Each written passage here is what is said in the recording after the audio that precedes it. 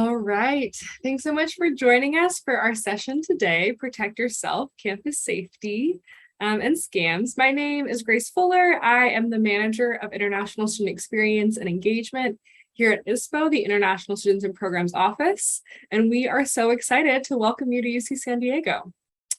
I just want to say, I know many of our students are in the midst of traveling, maybe preparing to travel, maybe you're already here on campus. So wherever in the world you might be, good morning, good afternoon, good evening. We're so excited to welcome you to the Triton community. And I want to go over some housekeeping before we begin. So first, you are in listen only mode, which means you can hear us, but unfortunately, we're not able to hear you. So the primary way that you'll interact with our presenters today is going to be through that Q&A feature on your Zoom menu bar. So again, if you go to that Zoom menu bar and you click on the box that says Q&A, you can submit questions throughout the entire presentation today. Next, we are recording. So this session, as well as all of our other international orientation sessions, will be available at iwebinars.ucsd.edu. Again, iwebinars.ucsd.edu. You'll click on webinars for newly admitted students, and you'll be able to see this webinar recording as well as all the other ones we did last week.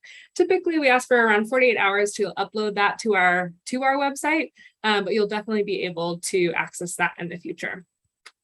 And then finally, I just want to say we do have some time at the end to have a live Q&A session. So we hope to get through as many questions as we can. But if for some reason you are unable to get a question answered, we're going to have contact information at the end of the slide of all of our campus partners here today. But you can always reach out via icontact.ucsd.edu, and you can reach out to our office about this session and we'll connect you with the right people. So again, icontact.ucsd.edu is a great way to get in touch with our office. And with that, I want to hand it over. We have so many incredible campus colleagues that are joining us today to talk a little bit about how, as UC San Diego, we're really committed to our student well-being and our student safety here on campus. So I'll just kind of run down the line, but first I will pass it over to Sergeant Sheldon King. Hello, everyone. I'm Sergeant Sheldon King with the UCSD Police Department. I've been here 16 years. The campus, we always get asked during these presentations, why is there a police department? Or there are 60, 70,000 people, so it warrants a police department at that size. But welcome, and I'm glad you're here. Thanks, Grace.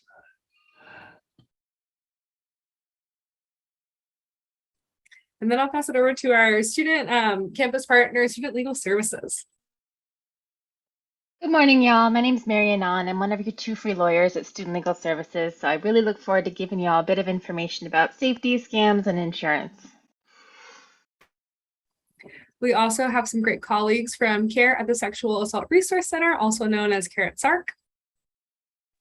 Hi there, my name is Isaiah Ladone. I represent one of the confidential advocates at CARE. My pronouns are he, they. And last but certainly not least, we also have some colleagues joining us from Student Financial Solutions. Good morning, everyone. Welcome to UCSD. My name is Veronica Rivera Salce, and I am with Student Financial Solutions. And Mike has also joined us. Oh, wonderful. Mike, I'm not sure, I'm putting you on the spot a little bit, but would you like to introduce yourself briefly? Hi, Mike Sapinoso with UC Police Department.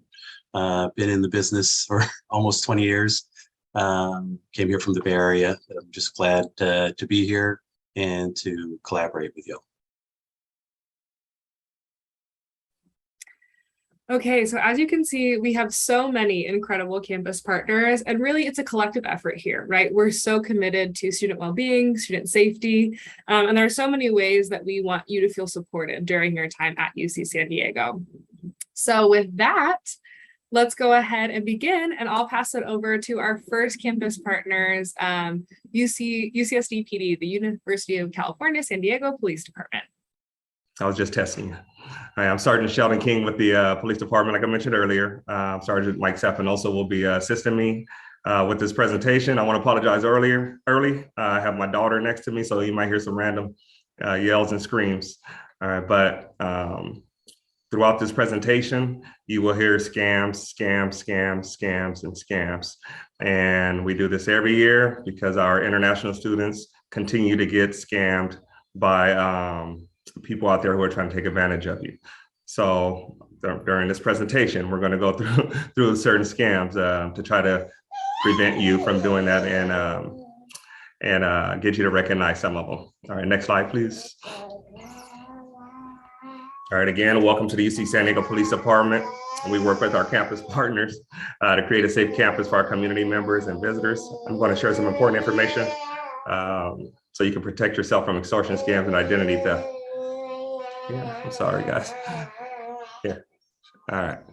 So in America, we must abide by many laws. They have federal laws that cover the United States, laws particular that focus in California. They're particular to California. So they're California laws. The city of San Diego has their own set of municipal codes, and then the university itself has their own set of laws and codes. All right, and maybe you may hear the land of the free, but it's really not that free. Okay, there are many laws you have to abide by when coming to the States.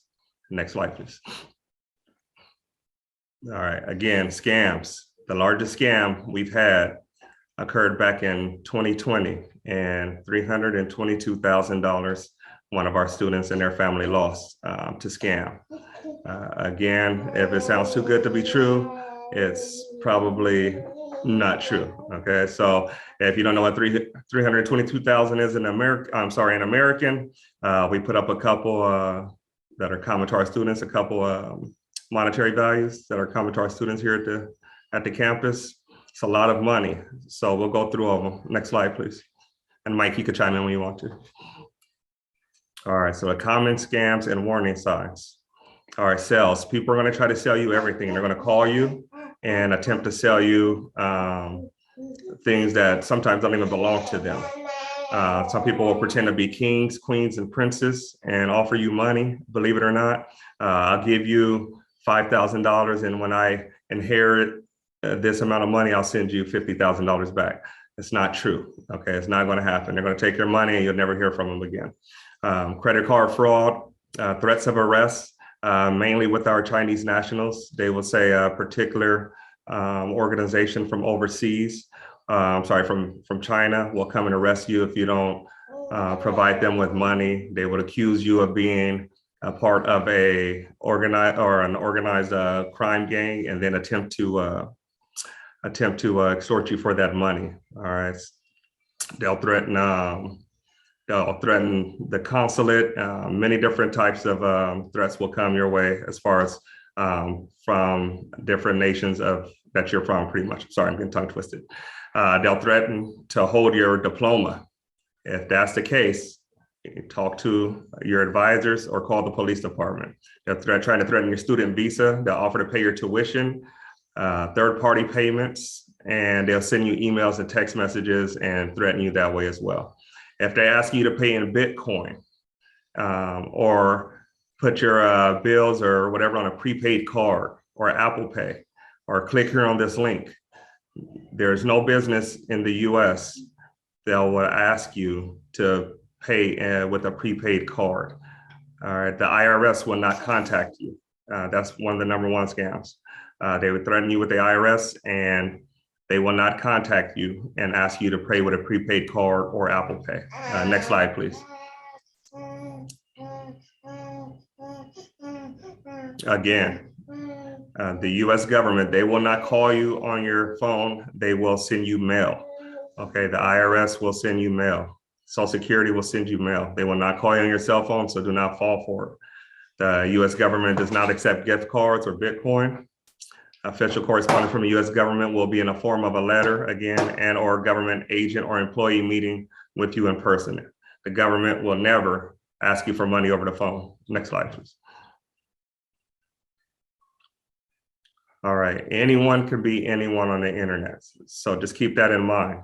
Criminals will try to extort you for money. You know, you want to take these precautions to stay safe. Do not share your personal information. Do not share nude photos of yourself. And it happens commonly. And then they come to the police department and expect us to go get those photos back. It's not we aren't capable of that. All right. No matter what you see on television, once they're out there, they're out there. Do not meet with anyone you do not know personally, and do not send money to anyone that you have not met or don't know personally. Next slide, please. Like I said, anyone could be anyone on the internet. Okay, many people think these people right here, that's who they're talking to them, dating them online. But in reality, next slide, you're talking to me. Okay, you're talking to, could be anyone. All right, it's not just, sometimes it's just random people with photos of other people, trying to extort you for money. Next slide, please. So identity theft. So clues that someone has stolen your identity. When you discover unexpected withdrawals from your bank account, one thing I recommend is when you get to the United States, open up an American bank account. If you have an account from your home country, it's going to be pretty much nothing we can do about that. You know, you would have to go through your consulate for that. So as soon as you get here, you know, try to open up an American bank account and use that for your transactions when you get to the United States. If you stop getting your bills or other mail, if your merchants refuse your checks or cards, debt collectors call you about debts that are not yours, sorry, that are not yours. You find unfamiliar accounts on your credit report. Mike, you want to take over real quick? Just like you're saying, to continue off that, the IRS will always notify you via mail, etc. They will not try to contact you any other way. Just like he's talked about with sending the nudes, we call that sextortion. Basically what happens is people go online, they meet people off different social media sites, contact them, and are typically in contact with you just via Messenger, either via Messenger or text, and you've never really talked to each other in person or on video. There is no live video feed. This is one of the main things that's going on recently is with sextortion, is like you were saying, they will ask for you to post your picture, your videos, etc. Once they have that, they will tell you that they're going to use that against you to send to your family and to your relatives and friends. So do not send any video or photos of yourself to anybody you're talking to unless you meet them in person. Next slide.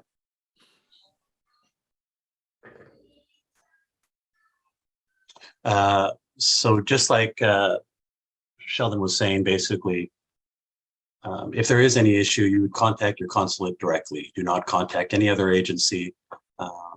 Do not go online and think that you could talk to them via online, etc. Unless you're in person with your consulate or you actually have them on the phone, do not exchange any information or talk to anybody else who poses to be like them.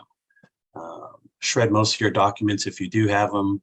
Make sure you do protect all your other important paperwork, strengthen your passwords, change it often. And like you said, some of the other things here, just keep your mail, etc. safe.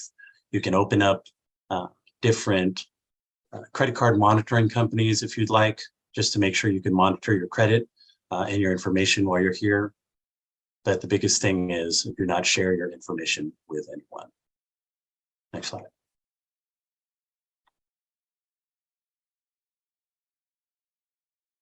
And these are kind of some of the things I'll let you all just read some of this stuff, but this is pretty much most of the other things you need. The only thing I'd also like to cover is what does the police department, what kind of services do we provide? So the UC Police Department, we basically are made up of officers, university safety officials, community service officers, professionals, which are going to be starting soon, and people who can help you in crisis. Our police department is 24 hours a day, 7 days a week.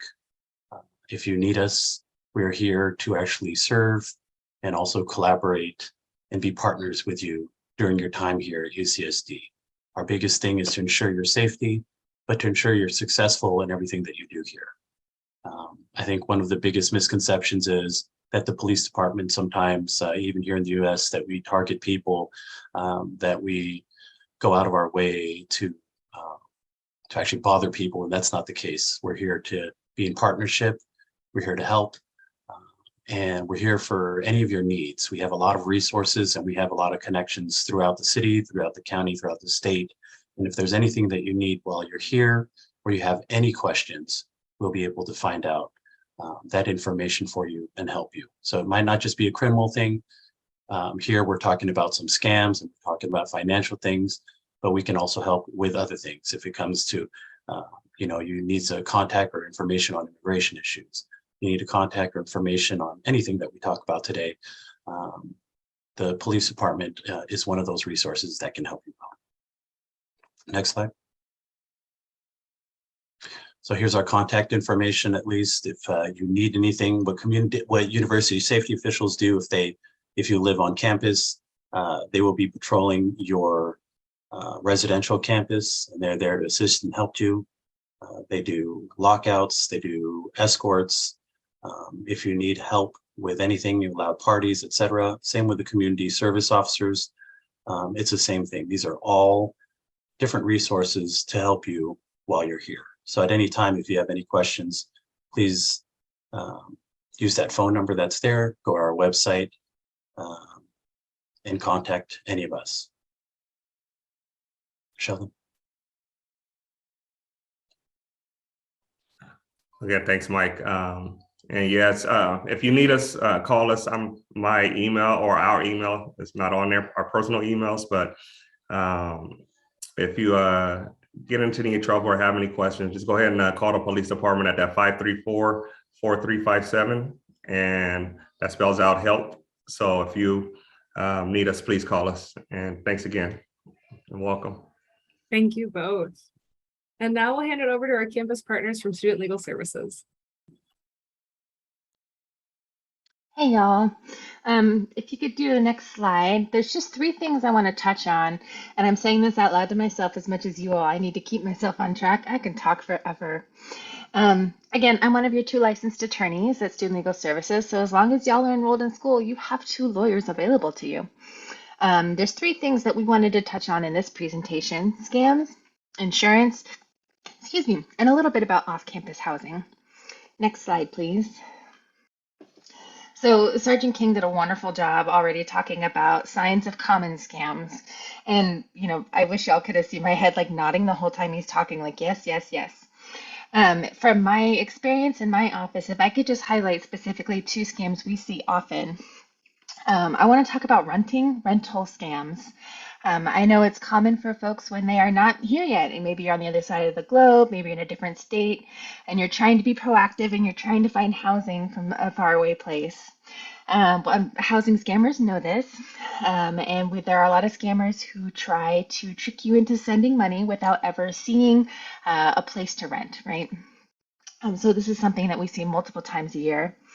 And I want to point out that this can even include housing posts that happen on the off-campus housing the off-campus housing page on UCSD's website.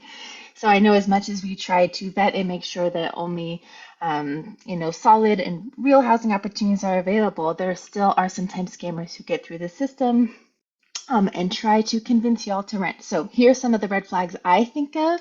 If you are trying to rent a place and somebody is insisting that you send them money, maybe they call it security deposit, maybe they call it a holding deposit, maybe they come up with a whole new kind of phrase to describe it. But if they're trying to get you to send them money before you ever see the place and verify that it actually exists, unfortunately, there's lots and lots of photos of interiors of our apartments widely available on the internet, so it's quite easy to create a fake listing. So I think if I could boil down my advice to make sure the place exists, that you're able to see it and shake a person's hand if possible before you give them any money. A secondary red flag for me would be a housing situation where the person's insisting on payment only through electronic means like Zelle, Cash App, PayPal. It's not necessarily a sign of a scam, but it's certainly a red flag to consider if a person will only take money from you in those means. Just please be really conscious if you're, like I said, trying to do the right thing and arrange for housing ahead of time. Just know that people are looking for you. Scammers are looking for you. Quickly, I just want to talk about job scams also. Unfortunately, we've had employers try to post fake job postings. And so you all might think that you're going on an interview to talk about a potential opportunity on campus, and then you find out it's somebody who wants you to deposit a check for them. So please, please, if I could just repeat myself ad nauseum, don't send any money, don't give any money until you see an apartment or see a human, you can shake their hand. Okay, next slide, please. I briefly want to talk about insurance because I know it's confusing. As part of being a student at UCSD, you all know that you have health insurance, whether you got it through the university or you provide evidence of your own health insurance. But I like to remind folks that just because a doctor or a nurse or a medical professional you're talking to recommends a certain medical procedure or course of action doesn't necessarily mean it's covered by insurance. So my really, unfortunately, boring advice is to make sure that you're familiar with your health insurance. Make sure you're familiar with what's covered and what's not. So what we see in our office commonly is someone who got some kind of cosmetic dental work, maybe braces, on the advice of a dentist, and they were dismayed to find out it was not covered by their insurance. And let me acknowledge how confusing and long and tiny, tiny fine print and big words that are in these health insurance policies. So Student Legal Services, we're always happy to go through the details with you if that's what you need. I want to touch on renter's insurance. More and more landlords are requiring renter's insurance. You may have come across it when you're looking for housing, but at Student Legal Services, we really encourage you to get it, even if your landlord's not asking you to get renter's insurance. Let's forgive me, part of being a lawyer is playing the worst case scenario game and asking ourselves, what if? What if, let's say there was a flood or a fire and something happened to your apartment, your landlord doesn't have to give you money to pay for your stuff that was ruined. So truly, renter's insurance is the best opportunity you have to be reimbursed if any of your things get ruined in like a natural disaster type event, even in some instances, break-ins. Depends on the policy. I do like to ask that folks shop around for renter's insurance policies. So for example, you may come across a landlord who will heavily recommend one specific renter's insurance company. They might have like a partnership with this renter's insurance company. So please don't just automatically select the renter's insurance that's offered by a partner. Come talk to Student Legal Services if you want to hear what kind of policies have worked for other folks, what kinds of companies. Just generally be a little, I don't want to say suspicious, but be cautious with companies that are partnered with the landlords. And finally, I want to talk about automobile insurance. And I do meet a lot of international students who will tell me that they don't own a car, but sometimes, let's say you decide to rent a car for a spring break or a winter break, and you're going to go check out, Yosemite or something. In this instance, we're still going to be talking about auto insurance. I want you to know that California has a minimum. We have to have auto insurance if we're driving a car. And I'm unfortunately here to tell you that the minimum is very, very small. This is easy for me to say, but if you can get a higher auto insurance policy than what the minimum of the state requires, we've seen that really make students' lives really, really difficult when they get in awful accidents that were not their fault, car accidents. But if there's poor insurance coverage, it can make things extraordinarily difficult, more difficult than it needs to be. So again, if you have any questions about what does this insurance mean, what's a good policy versus better policy, we are always happy to have a chat with you about that. Okay, being mindful of the time, my last slide. Okay, off-campus housing. Easily 50% of the caseload at Student Legal Services, off-campus housing. And I'd say generally, California is a really tenant-friendly state to live in. That's a good thing. But I'll say the one legal concept that really surprises folks, I want to talk about joint and several liability. And this is going to impact anybody who lives with somebody else. So the vast majority of y'all students will live with somebody at some point. So I want you to know that if you sign a lease with somebody, you are considered a co-tenant. You are jointly and severally liable for that person. My really bad joke about this is it means you're kind of married to them in a legal sense for housing purposes. So if you have signed a lease to somebody, if you are co-tenants on a lease, maybe there's 6 of you on the lease. I have seen leases with like 8 to 10 folks living on it. All the names on the lease, y'all are jointly and severally liable for each other. And that means if any one of you are breaching the lease, by law, the rest of you are breaching the lease. And so what this looks like in real life, It means there's no such thing as my share of rent versus their share of rent. There's no legal tool you have to evict your roommate because you have equal right to live there. So what's unfortunate that we see in our office is, let's say there's a group of co-tenants, a group of roommates who no longer get along. Maybe one of them has decided to stop paying rent. Maybe one of them wants to renegotiate the rent for their individual bedroom. I don't know, all kinds of reasons. There's not a lot of tools to help. I should say there's no legal tools to help with the conflicts among roommates. So my legal advice to you, get a roommate agreement and choose your roommates wisely because the law is really going to consider you all a legal unit of one. The other main landlord-tenant issue I want to talk about before I promise I will stop talking. I want to talk about security deposits because that's the biggest, I said 50% of our caseload at Student Legal Services is landlord-tenant, and among that, it's security deposit disputes. And we actually spend our whole summer doing security deposit disputes. When you all have your leases end in June and July, we spend July, August, September fighting with landlords to get y'all's deposits back. So if you remember anything about what I had to say today, anything at all, I hope you remember the Student Legal Services photo trick. There's, and it's so nice that our phones these days all have really high quality, beautiful cameras in them. So truly, the moment you first step into your room, your apartment, when you get those keys, if I can encourage all of you to take a really thorough set of photographs, and I want you to really take care to photograph the things that are not in perfect shape. Maybe there's a bent blind over there, maybe there's a screen missing from this window over here. Photograph it all. Some of you may have had an experience living in a res hall where maybe you had to fill out a form inventory where you talk about what's broken and messy. Photos are better than words, so let's take photos of everything.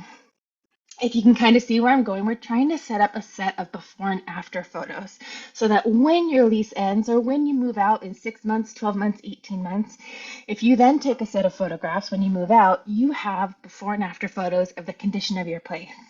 I would not trust any photos the landlord says. I would want you all to have your own set of before and after photos. Because the law is really clear. Here's where I mentioned earlier, California is a great state to live in as a tenant. California says your landlord can only keep your deposit for unpaid rent and for damages, like fixing things. It's a really limited list. And if you have a good set of before and after photos, you've set yourself up for success in court if you need it to show that the landlord was using your security deposit for improper reasons. Okay, I just want to be mindful of time. We'll leave our contact information on the next slide. If anything I said has rung a bell, you think, hey, maybe I had a weird encounter with someone who might have been a landlord scammer, don't hesitate to call our office. We're happy to help. Thank you so much, Mary. We have some good questions coming in through the Q&A. So again, if any questions arise during our campus partner presentations, please do utilize that Q&A. We'll do our best to get to as many questions at the end, but I also know that folks can type answers during these presentations. And with that, I'll hand it over to our partner, CARE at SARC, the Sexual Assault Resource Center. Thank you, Grace. Hi, everybody. Again, my name is Isaiah Ladone. I represent one of the advocates at CARE at the Sexual Assault Resource Center, or you'll probably hear is called CARE at SARC. Next slide, please. So I'll give you kind of a brief overview of what our services entail. So we are a free and confidential service for students, staff, and faculty on campus. We do also provide support to alumni as well. And then let's say you may be not experiencing what we provide support for, but know somebody who is, we can always provide folks who support survivors as well. And with that being said, we are a survivor-centered space. So we want to make sure folks who are coming into the space feel believed, feel seen, and feel validated. And again, kind of like the population that we work with are folks who have been impacted by sexual assault, relationship violence, and stalking.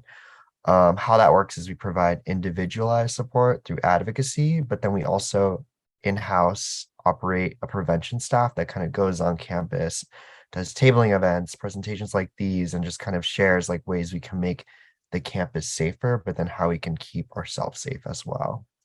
Next slide, please. So our advocacy and direct services for fall, and I believe that's 2021. I know we're in 2022, so sorry about that typo. We can be contacted through video and phone. So the cool thing about our office is we do operate a 24/7 hotline that can be accessed by trained counselors by calling that number that you see on the screen. We can also be reached by email, and our best email is careadvocate@ucsd.edu if you want to request an appointment with an advocate.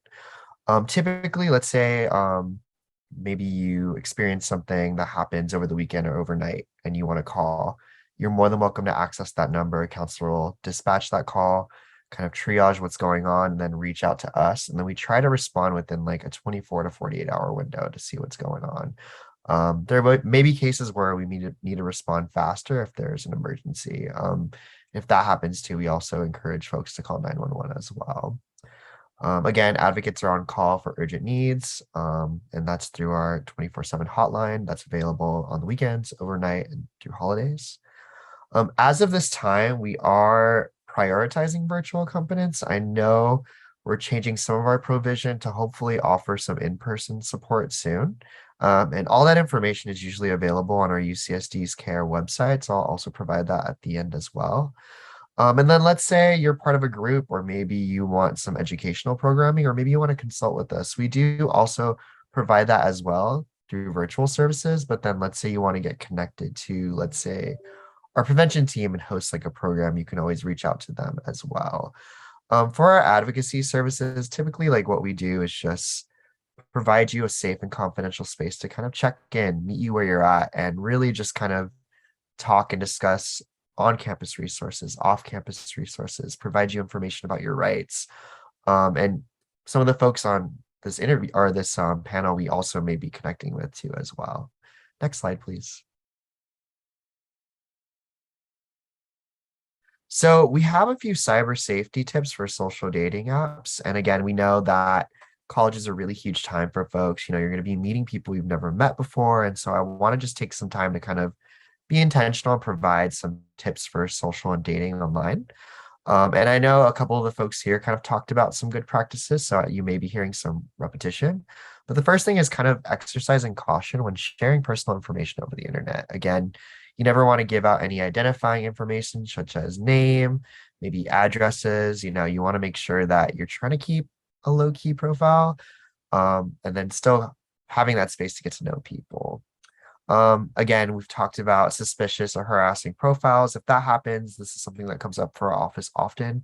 Be sure to block and report them, just so that way you alleviate any harassment you get from their end. And then you could also report them to like the social media website itself. I know we've had folks who have been harassed on Instagram, TikTok, and we usually kind of prefer they reach out to those social media platforms first, so that way they can get rid of the account and alleviate additional harassment.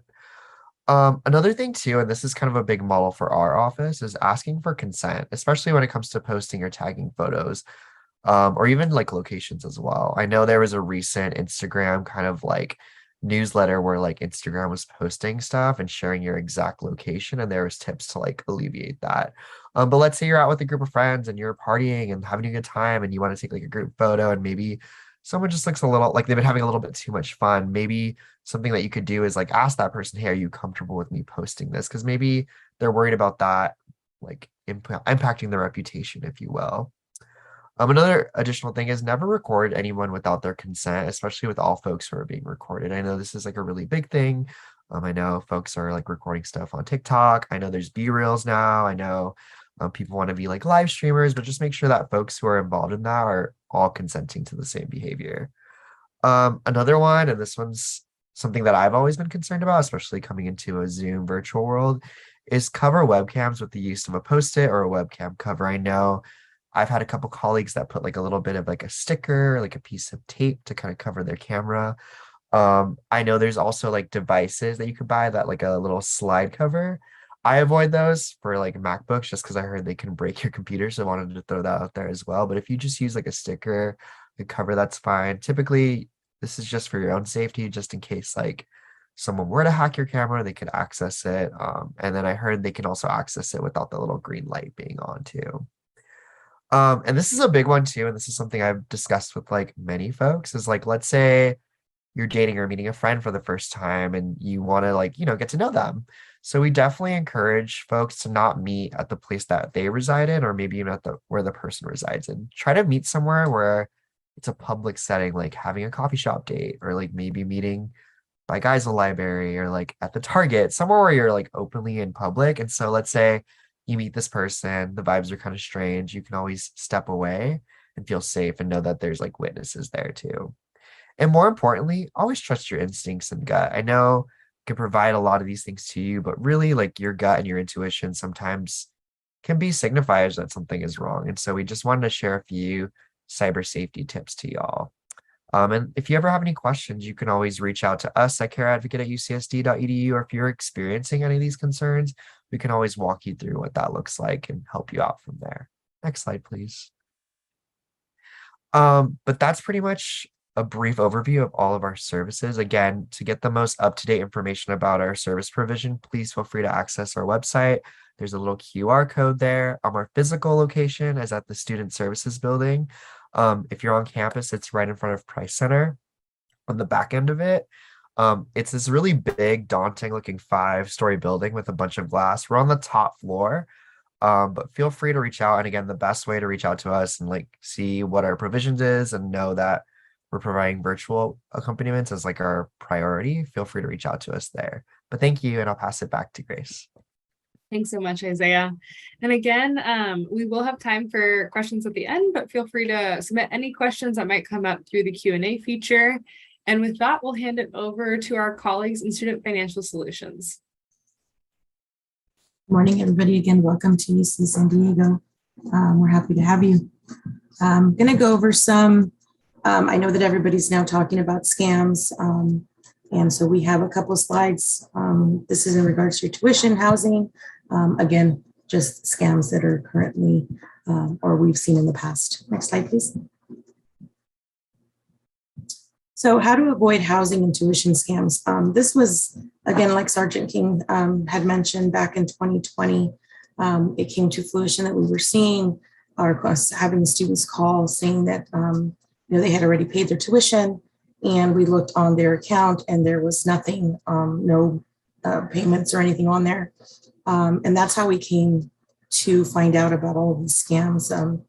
Again, going over, how we don't, we don't auto debit from your bank account. This is a student initiated or parent initiated payment that is done through our secure Triton Pay portal. So again, we don't ask for any information. If we were to call you, it would just be a return phone call if maybe you had called our office, but we will not call to ask for your credentials. This is something that should be protected, just like a PIN from your ATM card. So you want to protect your login credentials, your student ID number and your PID number. You don't want to be giving that to anybody other than your parents if they are responsible for your payments, your tuition payments at school. The official forms of payment that we do use, again, it is, you can use credit card, you can use your debit card, cash check, to be paid at the cashier's office. Unfortunately, right now, we don't accept ATM or credit cards at the cashier's office. All of that is done online through Triton Pay. Again, avoid solicitations. We don't call. There won't be anybody calling from UCSD asking for your debit card to pay your tuition. This is something, again, that's something that is initiated by the student or the parent on our portal. So avoid any of those calls, any third party, maybe sponsors, unless it's a legit sponsor that's going to be paying your tuition. There are forms to be filled out before that happens, but we will not call you to take a credit card payment over the phone for your tuition.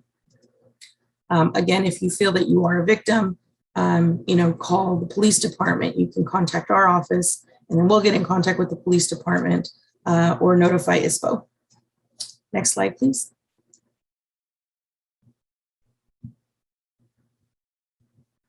Once again, our forms of our method of payment are e-check, which online through our portal.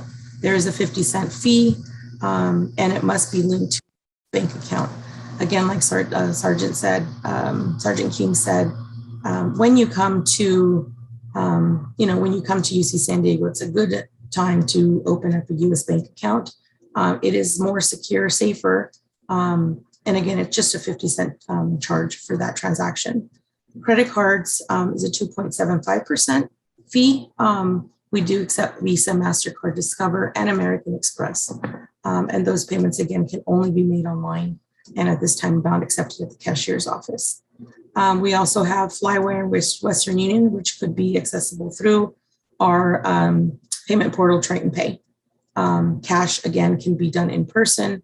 We do not recommend you sending any cash through the mail, as it's not secure. Personal checks as well. And again, I touch base on that third-party sponsor. If you do have a sponsor, third-party sponsor, we do have a form that needs to be filled out there on our website. And then again, 529 plans. These are plans that are already, they're prepaid educational savings plans. Those sometimes are through employers or through other means that to save money, through a bank or something. So it's a 529 savings plan. Those are also accepted. Those are sent directly to the cashier's office as a cashier's check. Next slide, please. And then any of the forms that I was talking about regarding, third party, those can be found on our website. We are at student finance, it's SFS as in Student Financial Solutions.ucsd.edu. Any questions that you do have, our phone office or the hours are from 8 to 4. And then we have our contact information there on the page. Thank you. Thank you so much. Okay, so now we're going to transition into some time for a live question and answer session. We've already had some good questions come through the Q&A feature already that we'll kind of verbally highlight, but I would recommend if you have any questions now, this is a great time. You have a lot of key people in one place who can really speak to a lot of different sides of an issue. So I'd highly encourage you to submit any questions that come up. The first question I kind of want to open the theme of, if you will, is the idea of bikes and scooters on campus. I know that Mary has really helpfully put some information in the Q&A. I might ask her to verbally highlight some of that.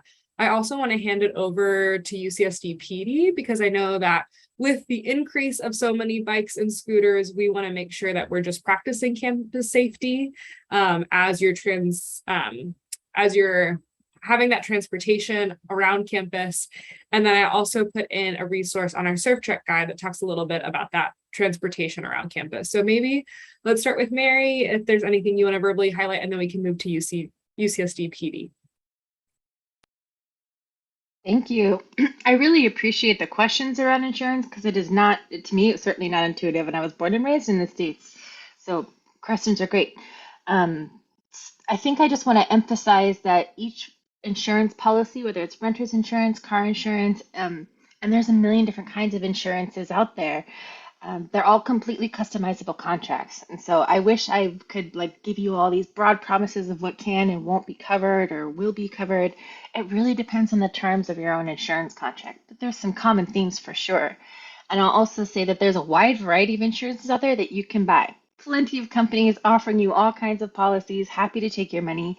So just quickly Googling now, I saw there absolutely are companies that offer insurance just for theft of devices. So it doesn't matter where your device was stolen from. So these companies will happily sell you those policies. But if you're trying to decide what's a good use of your time and money, or at least look at what's the most common types of insurance policies for similar groups of students, when it comes to the devices or even scooters, when it comes to cars and insurance, we care a lot about where did the theft or the destroying of the property happen, right? So if, here's an unfortunate what if, let's say someone broke into your house and stole your devices. Well, it was in the house. So it's the renter's insurance that would at least typically come in, and that would cover the cost of those items. But let's say you have an item that was stolen from your vehicle. Someone broke into your vehicle at the mall. Believe it or not, your auto insurance policy might then cover the cost of what was stolen out of the back of your car. What if, though, you had a scooter that was parked in a completely public spot and it was stolen? I'm not sure you would have, or at least the typical student might have, an insurance policy that would cover the cost of it. It depends, though. And my annoying lawyer answer is I want to look at all your policies and read the fine print. I'll stop talking now and hand it over to PD if they have any good tips. So first thing, like we're all talking, UCSD pretty much is a very safe campus compared to many other areas. But with that, bicycle theft and scooter theft is happens all the time, pretty much. And the one thing, and I could appreciate the questions that they had, is we'll tell you to lock it up, okay? And lock it up to something, like a bike rack, et cetera. We've had a lot of times, a lot of people that we've had that have had their bikes or scooters stolen, they've basically just locked the wheels and just kept it in place. So one of the things I will say is actually lock it up. Whenever possible, bring it inside. If you could bring it inside, depending on the policies of the housing policies, et cetera. But as much as possible, if you can bring it into your residence, if you have a scooter or a bicycle, do that. If you are lucky enough to have some of the newer facilities where they actually do have a bike room, utilize that bike room. If they have bike boxes, utilize those too. It's the safest thing for your bike. Don't get me wrong, if people want to steal your bike, we've seen, as you've probably seen on other forms of social media, where they've used saws, electric saws, et cetera, to, go ahead and break or unlock the locks. They'll be able to do it, but most of the time people are lazy. And if it's locked up, they will move on to the next one. And the best locks, I know there's cable locks out there, there's chain locks, but we recommend the U-lock. It's the strongest lock that's out there. It'll take them a little bit more time. And if you can, I know it costs money, but sometimes if you have two, it's even better than one. So, and when it comes to the cost of the bike or the scooter, we know a lot of times, we understand, right? It's your mode of transportation. You want to get around, but as much as possible, do not buy a very expensive bike. Do not buy a very expensive scooter. You're going to use it here just for transportation. You could cruise with maybe another bike or another scooter on the weekends when you're not here on campus. But while on campus, as much as possible, you can go to one of the local stores and buy a cheaper bike, a cheaper scooter, which will do the same job. And then it will cost you less later on if it does get stolen. So those are some of the tips that we have, but also if you have your bikes or scooters or any property, try to make sure when you get it, look at the serial numbers, write those serial numbers down or take photos of it, take photos of your bike, take photos of, just like Mary's saying, for all the other property, take photos of your bike, your scooter. So later on, we will be able to, if you lose it, if it gets stolen, it'll help in us being able to recover it. Or find it later for you. Wonderful. Thanks so much. I also went ahead and responded to that question in the Q&A. This is less about the item getting stolen, but I just know that UC San Diego is a really large campus. And so sometimes students ask themselves, how do I get around? And how do I make it in time when my classes are back to back? And it can be hard to know, right? Like how to get from one class to another, how to find your way around campus. And so I just want to highlight, we have a resource called SARC Check. It's our Coming to UC San Diego guide. And we have different sections that cover different topics. And one of our sections is transportation around campus. So it just talks a lot about like how to utilize different map features to plan out how long it might take you to get to between courses or between events. We also just kind of go over some basics of like, hey, here are some different resources of if you do decide to use a personal bike or a spin bike or a skateboard or a longboard or a scooter or a spin scooter. Here are some resources that you might want to check out. Like, for example, our helmet access program or our rider reward program, as well as our campus bike and skate store. So there's a lot of resources because you'll find that especially during the first week of classes, there's just a lot of activity. It's a really exciting time, but I know for some of our students, it can be a little overwhelming because like a bike is buzzing past and then a scooter is buzzing past and you're trying to figure out who gets the right of way and how do I get around campus? And so we want to make sure that you feel really supported, really safe, and you know about the resources available to you. But a lot of these folks on this call can also help you in that as well. Okay, I see that we have some good questions and a lot of them are being answered in terms of lots of good questions around insurance, which I'm like so impressed with. To echo Mary, I feel like insurance is confusing for all of us, even if you were born and raised in the US. And so it makes a lot of sense that there's a lot of questions, especially if you're moving and starting a new chapter of your life here. But I would also just kind of echo, I think it's really incredible that you have so many resources available to you while you're a student here, like during your time at UC San Diego. So to be able to meet with student legal services and go over some policies or go over some rental contracts and have a lawyer like look over things for you is really incredible and is not cheap once you graduate. I'll just say that. If I can, I won't go into too much of the nitty gritty, but if I can encourage you to take advantage of resources while you're here and while you have them, for all of the folks listed on this webinar, I would definitely encourage that. Okay. Wonderful. And I'm going to go over just kind of a few of our reminders, but I also, if at any time you're like, hey, Grace, I see a question in the chat and I'd love to verbally highlight X, Y, or Z, that's an open invite to my co-presenters to go ahead and do so. But just a few housekeeping before we close. So we believe that orientation, we want you to get a lot of really good information so that you feel confident starting your program here at UC San Diego. We also think that orientation is a really important time for you to meet new people. That's like a huge part of orientation, right? So for that, we have organized meetups. We have two kinds of meetups. So we have regional meetups and interest group meetups. So our regional meetups are like, I think there's a regional meetup for like North America, South America, Africa, Europe. I think there are a few for Asia, Oceania, etc. So let's say you want to meet people from your same home region. Let's say you want to meet other people. We would encourage you to check out those. I think there are a few meetups actually happening tonight. Additionally, I think there's several interest groups. So I think there's like a photography interest group, a hiking interest group, a cooking interest group. So again, meetups are a great way to just meet other students who are starting their program here. And it's just a really, fun way to meet new people, potentially that you have a lot in common with. Ooh, lots of good questions coming into the chat. Yes.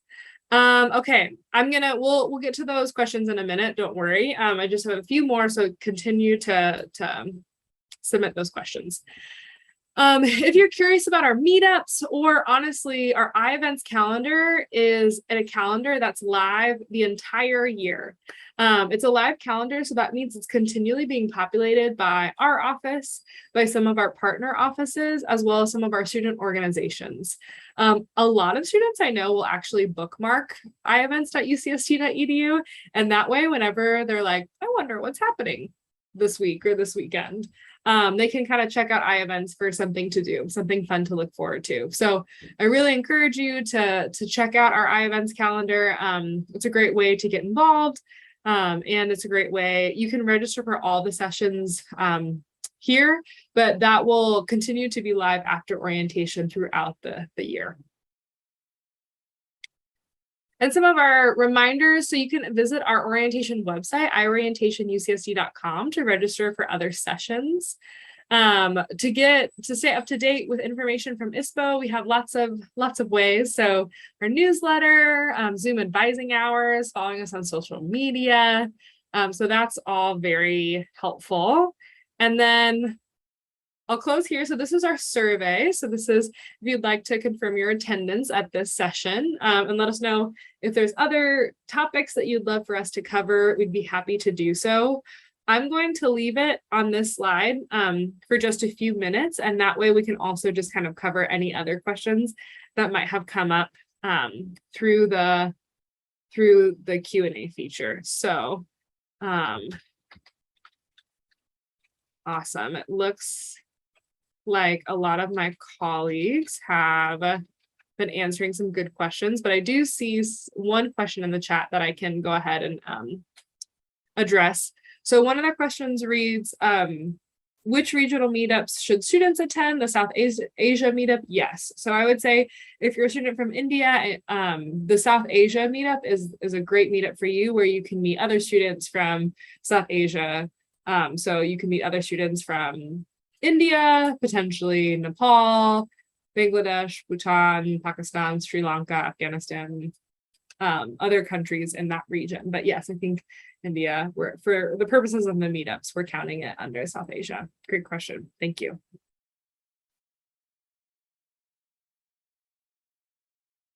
Okay, we'll just give a couple more minutes to just please put in. I will also say, so we did actually have a pre-arrival webinar. I see a question in the chat about mental health services and health insurance. I'm going to go ahead and enter in the link. So iwebinars.ucsd.edu is a great resource. And if you click on workshops and webinars for newly admitted students, you'll see all of our orientation webinars, but you'll also see all of our pre-arrival webinars. And we had a pre-arrival webinar specifically focusing on student health insurance that I think would be very helpful for you all. So I'm going to go ahead and put that in the chat, that link.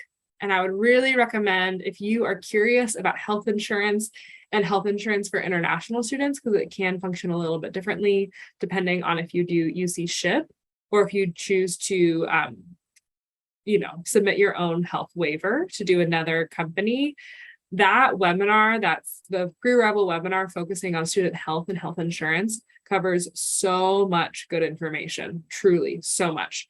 We partner with a lot of campus partners to talk specifically about that. So I would recommend checking out that webinar because it's a really great resource when it comes to student health and health insurance. And there's 2 different webinars depending on if you are a graduate student or an undergraduate student. So that's a resource available to you. Yes, another great question in the chat. So you are more than welcome to go to a meetup other than the region where you're from. So for all of our events, I would say they are open. So we want to, sometimes we'll have target audiences, right? But I think, again, a lot of the time students, when they first come to UC San Diego, they're really interested in meeting students who are maybe from their same home region, just for that safe sense of comfort, that sense of safety. But then they're also really interested in meeting students from around the world, whether that be American students or other international students. So I would highly encourage you, if there's a meetup that you'd like to go to, and even if that's not your home region, you definitely can go to those meetups. So please know that a lot of our events, almost all of our events are open invite type events.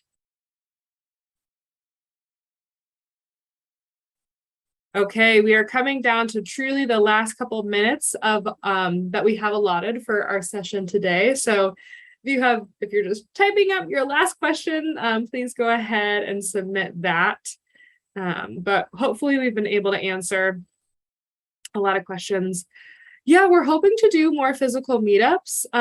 If that's something that you're interested in seeing, I would honestly note that in any of your session feedback. So as you're answering surveys for different sessions and workshops and events, if you'd like to see I'd like to see more physical meetups, I think that's something that we definitely love to hear from our students. We're interested in planning events that students want to go to. So we have a lot of different events scheduled. So I know that tonight is our International Graduate Social. So if you're a grad student, I would highly encourage you to check that out. We have coffee hour every day this week from 10:30 to 11:30 a.m. We have our International Peer Coach Open House this week for our undergraduate students. Our International Mixer is coming up this next week. I think our UC San Diego bus tour is coming up the weekend after that. I think we'll also have our Gap Mixer. So we have a lot of physical, in-person events coming up, again, on our iEvents calendar. So ievents.ucsd.edu. So hopefully there's a number of ways that you can meet people in person. But if there's any specific events that you'd like to see our office offer, we definitely love that feedback from students. So we encourage you to give us that feedback. Okay, and with that, that is all the time that we have for today. So I just want to say another huge thank you to our campus partners. We truly couldn't offer these sessions without their partnership. It's so much good information. And really, I hope that from this session, you take away that there are so many people who are here who are really dedicated to support you, to help you transition as you start your journey at UC San Diego, and are here throughout the way. So we're committed to campus safety. We're committed to your well-being at UC San Diego. And with that, thank you. And I hope you have a great rest of your day. All right. Bye.